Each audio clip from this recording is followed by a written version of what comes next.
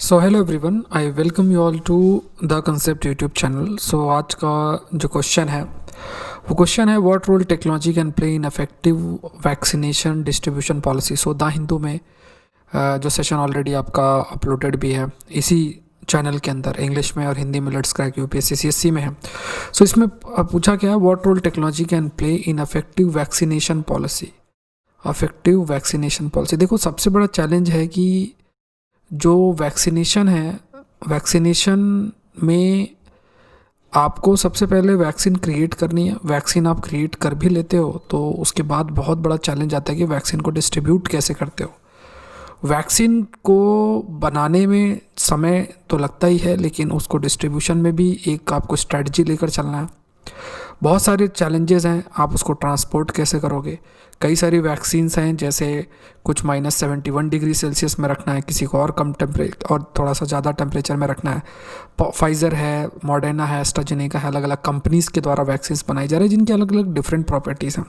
अगर इनका proper storage नहीं होता है, प्रॉपर ट्रांसपोर्टेशन नहीं होता है, सो कई प्रकार के इश्यूज़ आपके आ सकते हैं ना। प्रॉपर जो ट्रांसपोर्टेशन अगर इसका नहीं होगा तो इश्यूज़ आपके क्रिएट होंगे। मतलब जो वैक्सीन है वो वैक्सीन कहीं ना कहीं वो ख़राब भी हो सकती है। अगर प्रॉपर स्टोरेज है, ट्रांसपोर्टेशन प्रॉपर नहीं है तो टाइमली रीच नहीं करेगी। सो जैसे कई सारी चीज़ें हैं, जैसे ईविन के बारे में मैंने आज आपसे डिस्कस किया, या कोविन के बारे में मैंने आपसे डिस्कस किया। ऐप है, इसमें आप रजिस्टर कर सकते हो, और जो प्रायोरिटी जिसको सरकार ने प्रायोरिटी में रखा है, जैसे कोमॉर्बिडिटीज़ हैं या कोई 50 साल से ज़्यादा का एज है उनको प्रायोरिटीज़ में रखा, हेल्थ वर्कर्स हैं। सो रजिस्टर किया जा सकता है और सरकार को पता चलेगा और वैक्सीन दी जाएगी। इसी तरीके से इवेंट के बारे से प्रोडक्शन कितनी है वैक्सीन का, स्टॉकेज मतलब कितना है, सप्लाई कितनी चाहिए, ये सब चीज़ें आपको इसके थ्रू पता चल सकती है। अवेयरनेस जनरेट करने के लिए आपको कई मीडियम का ज़रूरत है जिसके तहत अवेयरनेस आप जनरेट कर सकते हो, है ना। तो इस प्रॉपर इफेक्टिव वैक्सीनेशन डिस्ट्रीब्यूशन में है ना, इसमें टेक्नोलॉजी का एक बहुत अधिक रोल है। इसी के कंटेक्स्ट में आपको जो अपना आंसर है वो लिखना है। सो आज भी जो आंसर है, बेस्ट आंसर है, वो मैं आपसे आगे डिस्कस करता हूँ। एक स्टूडेंट हैं, पहला जो सेशन हुआ था उसमें भी उन्हीं का बेस्ट आंसर था, और एक स्टूडेंट हैं उनका भी अच्छा आंसर है, बट उन्होंने प्रॉपर तरीके से आंसर को सेंड नहीं किया है। सो आई रिक्वेस्ट कि आप आंसर को सही से सेंड करो। So this session is presented by me, my name is Saurabh Pandey. IAS exam की तैयारी कर रहा हूँ, अकेडमी से आप जुड़ सकते हो। आज ही से नए बैच कोर्सेस आपके शुरू हो रहे हैं प्रीलिम्स को टारगेट करने के लिए, तो आपके पास मौका है प्रीलिम्स को क्रैक करने का। आज से भी अगर आप प्रिपरेशन करते हो, आप प्लान प्रिपरेशन करते हो, तो पॉसिबिलिटी है प्रीलिम्स क्लियर करने की। ऑप्शनल आप कंप्लीट कर सकते हो 2022 की, अगर आप तैयारी कर रहे हो, 23 की तैयारी कर रहे हो तो एग्रीकल्चर ऑप्शनल आप मेरे साथ कंप्लीट कर सकते हो। जनवरी 5 से आपकी डेली बेसिस में क्लास है, 9:30 PM को क्लास होगी। इसको बिल्कुल भी मिस नहीं करना है, क्योंकि एग्रीकल्चर ऑप्शनल बहुत हाई स्कोरिंग है। IFS का रास्ता भी आपके लिए खुल जाता है। तो अगर अभी तक आपने ज्वाइन नहीं किया तो आपको अनअकैडमी में एग्रीकल्चर ऑप्शनल का सब्सक्रिप्शन लेना है। ये कोड जरूर से यूज़ करना है, SP Live कोड इस्तेमाल करोगे, अमाउंट विल रिड्यूस बाय 10%। सो आप GS का भी सब्सक्रिप्शन ले सकते हैं, 1 ईयर या 2 ईयर्स का जनरल स्टडीज़ के सब्जेक्ट है। ऑप्शनल 2022-23 का है, तो आप कॉम्बो का भी ले सकते हो, दोनों कंबाइंड ले सकते हो, तो अभी उसमें कुछ ऑफर भी है, तो उसका फ़ायदा आप उठा सकते हो। Use the code SP Live to join. आपको अपने आंसर मुझे सेंड करने हैं डेली बेसिस पे, डेली डोज विद S.Pandey, और unacademy.com/@SPLive पे आप मुझे फॉलो कर सकते हो। सो यहाँ पे पहली चीज़ मैंने आपको हाईलाइट की थी, ये आपको 10 मार्क्स के अंदर आपको लिखना है, मतलब 150 वर्ड्स के अंदर आपको आंसर को लिखना है।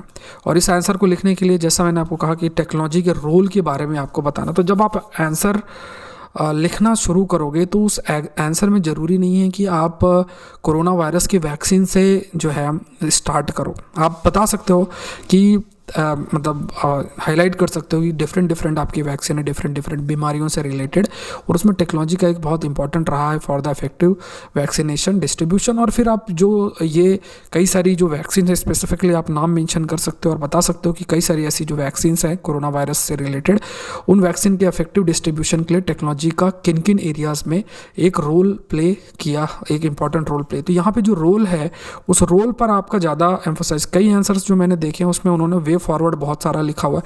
देखो जब भी आंसर 10 मार्क्स का हो तो आपका जो कंटेंट है जो पूछा है उस पर ज़्यादा फोकस करो। बहुत ज़्यादा इंट्रोडक्शन, बहुत ज़्यादा वे फॉरवर्ड और रिक्वायर्ड कंटेंट कम सा हो तो वो सही नहीं, क्योंकि देखो 130 वर्ड्स 140 वर्ड्स आप लिखोगे। अगर आप वे फॉरवर्ड 40 वर्ड्स का लिख दो और इंट्रोडक्शन 30 वर्ड्स का लिख दिया तो आपके पास कितने ही शब्द बचे, 70 तो आप किसी में चले गए शब्द। तो इसलिए जब भी आप 10 मार्क्स की क्वेश्चन का आंसर लिखते हो तो हमेशा से इस चीज़ को समझना है कि जो कंटेंट पूछा उस पर सबसे अधिक फोकस होना चाहिए, आपका कंटेंट मैक्सिमम होना चाहिए। और यहाँ पे थोड़ा 2 लाइन में आप कंक्लूड कर सकते हो, 2 लाइन का इंट्रोडक्शन दे सकते हो और फिर पूरा प्रॉपर जो बॉडी पार्ट है जिसमें ये कंटेंट है, जो क्वेश्चन का कंटेंट है वो ज़्यादा होना चाहिए। ये चीज़ हमेशा 15 नंबर का जब क्वेश्चन होता है तो उसमें थोड़ा सा आप कह सकते हो SOP डिफरेंट हो जाएगी, मतलब डिफरेंट तरीके से आप प्रॉपर इंट्रो दो, प्रॉपर वे फॉरवर्ड और वो दो, क्योंकि आपके पास काफ़ी 200-250 शब्द आपके होते हैं तो स्पेस आपके लिए कहीं रहता है। लेकिन 10 मार्क्स में ऐसा नहीं होना चाहिए कि आप और इधर उधर की बातें ज़्यादा लिख देते हो और जो मेन कंटेंट है उस पर कम रहे। तो ये थोड़ा सा, कई मैंने आंसर देखे जिसमें कंक्लूजन बहुत बड़ा लिखा है, वे फॉरवर्ड बहुत बड़ा लिखा है टू द पॉइंट। 10 मार्क्स में सबसे बेस्ट अप्रोच यही है कि आप टू द पॉइंट फॉर्मेट का इस्तेमाल करो। 15 मार्क्स के क्वेश्चन में आप पॉइंट और फॉर्मेट और पैराग्राफ दोनों का इस्तेमाल कर सकते हो। तो पॉइंट फॉर्मेट का मतलब ये नहीं होता कि 1 2 3 4 ऐसा कर दिया। सब पॉइंट फॉर्मेट मतलब सब हेडिंग आपने डाला, फिर उसको थोड़ा सा एक्सप्लेन किया और इस टाइप से आपको मेंशन करना। तो यहाँ पे आंसर विजय मुंडा बेस्ट आंसर है आज का, विजय मुंडा है। मुंडा उनका पहला भी उसमें बेस्ट आंसर था। तो what role technology can play in effective vaccination distribution policy. So technology के बारे में इन्होंने technology plays an essential role in secure safe suitable efficient distribution of vaccine 2015 का इन्होंने एग्जांपल देते हुए सप्लाई है ना, it is called vaccine intelligence. EVIN के बारे में इन्होंने शुरुआत में बता दिया। इससे हाईलाइट हो गया कि एक इम्पॉर्टेंट रोल टेक्नोलॉजी का किया जा सकता प्ले है, मतलब इम्पॉर्टेंट रोल प्ले है किया जाता है for effective vaccination distribution policy. फिर इंडिया के लिए अभी इस समय फ़िलहाल के लिए चैलेंज, इन्होंने इस चीज़ को हटाया। अब इन्होंने रोल के बारे में बताया। अब यहाँ पे विजय थोड़ा ये ध्यान रखो आप कि ऐसा लाइन खींचने का इतना समय आपको पेंसिल से और ये सब नहीं है, ठीक है। अभी तो ठीक है आपने 15-20 मिनट समय ले लिया, लेकिन ये नहीं करना है। डायरेक्टली लिखो और यहाँ से वहाँ पे एक पेन यूज़ करो, ठीक है। अब इतना सारा ऐसा अंडरलाइन भी नहीं करना है। अंडरलाइन एक जो इंपॉर्टेंट चीज़ है उसको अंडरलाइन करना है। जैसे मान लो आपने ये लाइन ये अंडरलाइन कर दिया, 300 मिलियन वाला आपने अंडरलाइन कर दिया, या फिर मतलब जो की वर्ड्स हैं उसको अंडरलाइन करो, पूरा अंडरलाइन नहीं करते हैं। और ये चीज़ को जब आप लिख रहे हो रोल, तो यहाँ पे डेटा रिकॉर्ड मेंटेन करना, तो यहाँ पे आपने इसको किया। फिर स्टोरेज ऑफ वैक्सीन को आपने किया, फिर इसको ऐसे आपने अंडरलाइन कर दिया, फिर इसको एक्सप्लेन किया, फिर अवेयरनेस रिमाइंडर के लिए आपने किया।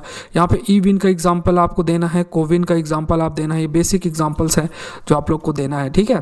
और इसके अलावा फिर वैक्सीन का ट्रांसपोर्टेशन ऑनलाइन इन्होंने इसके बारे में बात की। तो ये सब लाइन खींच के आपको नहीं करनी है, ठीक है। यहाँ पे डायरेक्टली आप जैसे जब आप ये सब हेडिंग यूज़ करते हो तो आप कैपिटल लेटर्स में कर सकते हो, तो वो थोड़ा सा क्या अलग से दिखेगा। वैक्सीन, सपोज करो वैक्सीन ट्रांसपोर्ट में जो एक टेक्नोलॉजी का रोल आप बता, फिर यहाँ पे आप इसको एक्सप्लेन कर सकते हो, ठीक है। फिर इन्होंने इसका डायग्राम भी बनाया, चैलेंजेस इन्होंने कर दिया, फिर इन्होंने वे फॉरवर्ड आपका बता दिया। तो ये कुछ की पॉइंट्स ऐसे पूरा कंप्लीट आंसर इन्होंने लिखा है। ये आंसर भी अच्छा पिया वाले का, इन्होंने भी अच्छे तरीके से कोविड-19 से इन्होंने शुरुआत की है। वायरस स्प्रेड हो रहा है, नीड वैक्सीन की ज़रूरत क्या है ये इन्होंने बताया। अगर ये नहीं भी लिखते तो ज़रूरत नहीं होती। 10 मार्क्स का क्वेश्चन है तो ये सब लिखने का ज़रूरत नहीं है, ठीक है। डायरेक्ट टू द पॉइंट में और रोल पे ज़्यादा फोकस कर। तो यूज़र फ्रेंडली मोबाइल ऐप्स के बारे में इन्होंने बताया है। फिर कलेक्टिंग डेटा के बारे में इन्होंने फिर काफ़ी अच्छे पॉइंट्स मेंशन किए हैं।